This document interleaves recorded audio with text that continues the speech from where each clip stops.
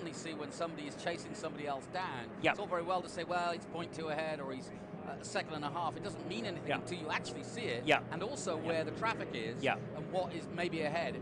Correct. Lights are off on the Honda then.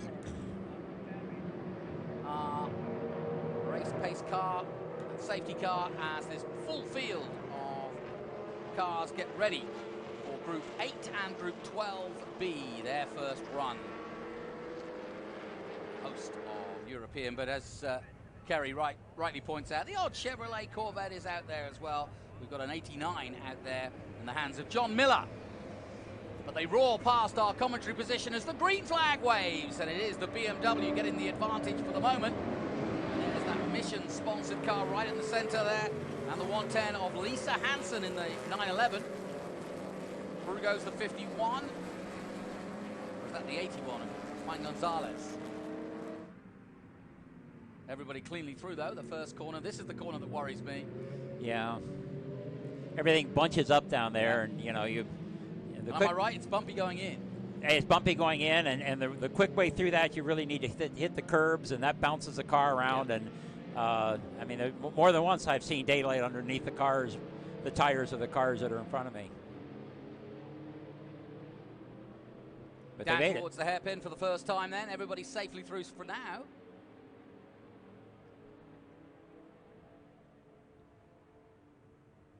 Somebody hesitating then. And down the Fangio straight they come.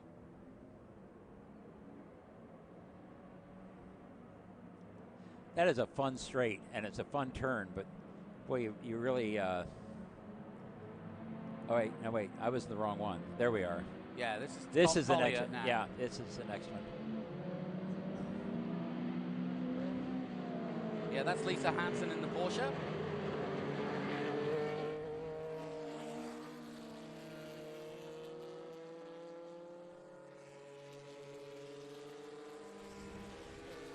Good throaty sound to all of these cars. As they go through Bishop, which is the toughest part of Sebring. Yeah. What's the corner you don't, or you worry about most? That one right there. Oh, really? Yeah, yeah. For what reason? Because your mind tells you can go flat out through it. Right, but you can't. But boy, you don't. No, yeah. I see. Yeah, that makes sense. Yeah, those are the worst. yeah, exactly. Teases you. And every time you think, okay, I'm going to do it this time. Yep, I got this. And then, well, maybe next lap. You know. So it's the 182 of Ernie Wilding in that BMW M3 who got a great start. Whoops, somebody's off. Aren't they? At the back? I thought I saw a red car there. I didn't. Okay, well, we'll check that out. Through goes the 81A. That's Nicholas Clements. He's been out already just a couple of races ago in that 911S, but not in the same car, but he was racing in one of the other group cars. So everybody gets 2 or 3 runs, I think, or 2 or 3 different cars to run, if they're lucky. Yeah. It's a hard day. Yeah, it is. Physically? Yeah, it is, yes. Do you do a cool suit and stuff like that or not? Oh, absolutely. I tell everybody I get 30 years younger when I put my cool suit on because it just makes a big difference. Yeah, I'll bet. Big time. So, a highly competitive group, as you can see, or groups, I should say. 2 groups in all, 8 and 12B. Quite a lot of 911s, as you mentioned. The 914s are out there as well. Yeah. We've got several BMWs, a nice little GTV Alfa Romeo, a Datsun 510 from 72 in the hands of Ike Keeler. Datsun 510 is that's a car Paul Newman started driving. Yeah. Now you have a Paul Newman story, I hear. Well, you raced against him. I did. Oh yeah. In fact, Paul and I started running just about at the same time. And we went through our novice races. With SCCA, you had a certain number of races. You had the novice races. And we both ran our last novice race up at Lime Rock. And I had an old 69 Chevy station wagon with an open trailer, and I towed in there with my Corvette. And I parked out by where the old oak tree used to be. Yeah. Okay? So, and I pulled in. I just pulled in. There was a space there and got it unloaded. I went to the race alone. Okay? So I got the car unloaded, got everything. Oh, lock up. Go ahead. Yeah. So went out on the track, and first time I was ever at Lime Rock, so I kind of got in behind this little red, white, and blue Datsun 510. And, I mean, the guy knew the course pretty well, so I followed him 2 or 3 laps. And after I kind of felt as though I knew the track, I passed him going down the straight, which was kind of easy with the Corvette, you know. Sure. And after it was over, we came back in, and of course his crew was around him, and I didn't have a crew, so I was just running back to the pit just as he was ready to pull out to go back to the paddock area. So I let him go, and I kind of went down through and pull in, and he pulls in right beside where I was parked, you know. And you were quite right. That red car did go off. Yeah, it looked like it was, yeah. So he's not at a bad spot, or is he? I don't know. Interested to see what they do there. So got out of the car, and I walked over. The guy got out of the car.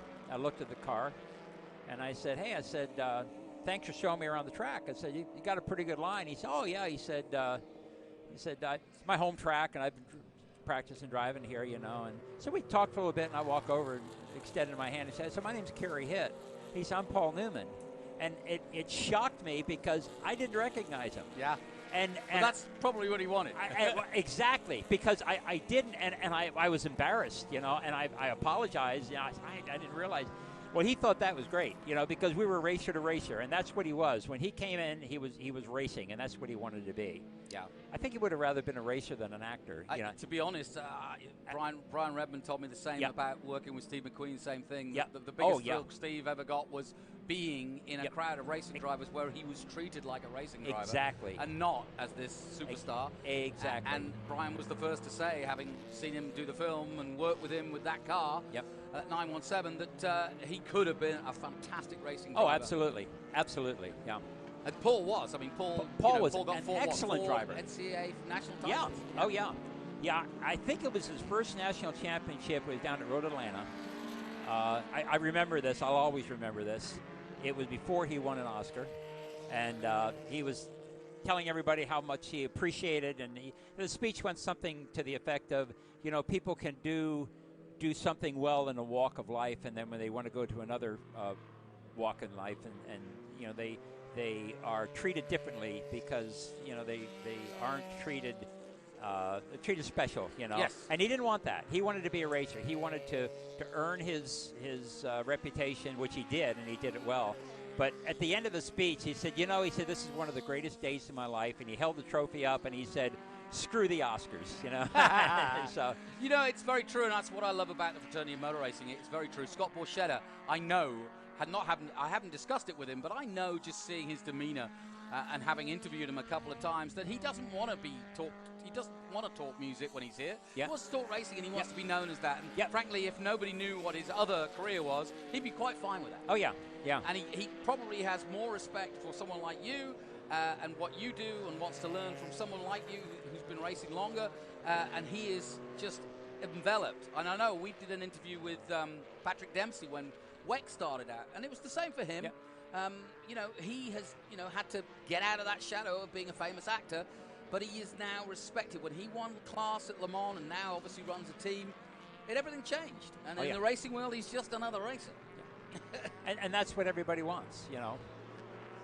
Yeah, but this is a rare environment where that's possible. You couldn't do that as a tennis player. If you are a famous actor and you start picking up a tennis racket, you're going to be paralleled all day long. Whereas, generally speaking, A, most people help each other here, and B, like you say, you're not looking for film stars. No. No, it's interesting because this is one of the few things that we're really a family. I mean, Trans Am is a tight family. I think tighter than a lot of them. People have worked all night trying to help a competitor get his car back together to go out and race him on the track, you know. Years ago, I had a part that I borrowed, and I needed it, and I said to the guy, I said, man, I said, thanks. I said, I really appreciate it. And he said, hey, man, he said, in here we're family. Out there we're do battle. Yeah. And that's what it is. Yeah, I fear for poor old Ernie Francis Jr. just across the way in St. Petersburg this weekend. You know, Ernie, he would have followed you around going, are you okay? You know, do you need any, can I help? I saw you had a problem with your caliper. I've got a spare. He would have helped you all night long. He'd have probably put it on for you. Yep. But he won't find that in Indy Lights. No. But great that we develop champions like him, young as he is, really, really good. And he's got that absolute tradition of a Trans Am driver. Yes, he does, and he has the passion and he has the hunger to do it, and he just wants to do well. He wants to do better. You know? And I can't think that anybody in this paddock won't be tuning in to make sure or cheer him on in his endeavours. He deserves more, and he deserves a break, and I hope he gets it. Yeah, I do too. So we've got 8 minutes to go in our Group 8 and 12, and it's spread out pretty quickly, but it's been some fun so far.